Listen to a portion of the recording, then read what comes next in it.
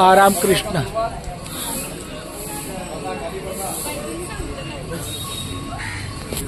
रामकृष्णारी हे नांदुरकी वृक्ष आहे. इथूनच संत तुकाराम महाराजांचं वैकुंठ गमन झालेलं हे क्षेत्र आहे. मोबाईल घेऊन टाक.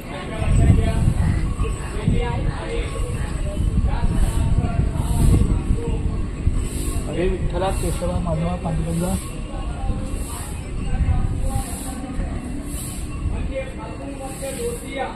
होळी पौर्णिमा झाल्याच्या नंतर 2 दिवसांनी तुकाराम बीज असते. त्या दिवशी इथं 2 ते 3 लाख येत असते.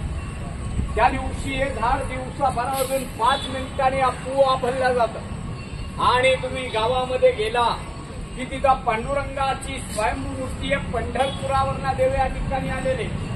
आपल्याला दिहू आणि पंढरी अशी दोन क्षेत्र घडली जातात.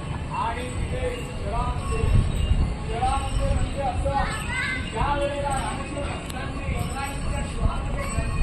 सगळं इथूनच विमान पाठवलं का हे मंदिर? फार बाबा मम्मी थांबली. मम्मीने बोलवलं. चला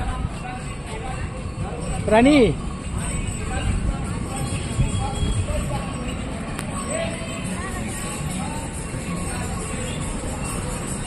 कुठं आहे गेट?